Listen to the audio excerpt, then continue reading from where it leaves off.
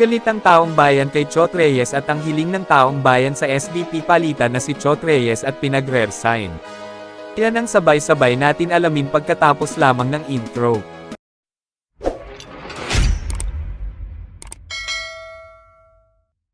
Halos buong basketball community ng Pilipinas ang galit kay Chot Reyes patungkol sa naging usad at play ng mga players sa Gilas Pilipinas.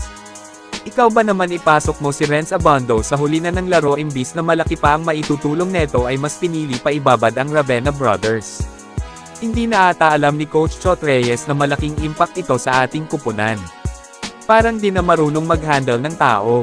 Kaya man ang hiling ng tao sa SBP ay ipatanggal na sa pwesto si Chot Reyes at mabago na ang sistema sa Gilas Pilipinas.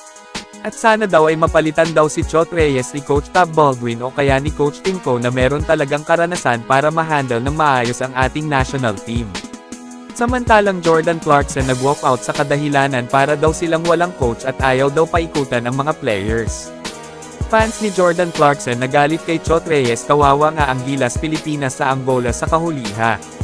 Kanang laro ay ipinasok pa si Renz Abando na kanina pa naghihintay sa bench, wala talaga tong si Coach Chot Reyes.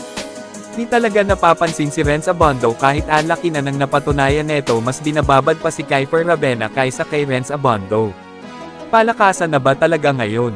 Paano na makakabawi ang Gilas Pilipinas neto? Para bang wala na namang paki si Chot Reyes dito?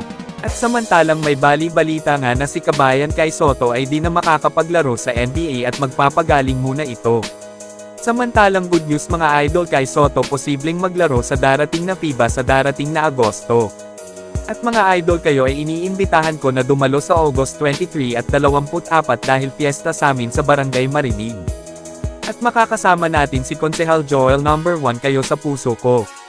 At huwag mo naman kalimutan suportahan ang aking channel sa pamamagitan ng like, share, subscribe, upang ganahan pa ako gumawa ng video katulad ng ganito. Maraming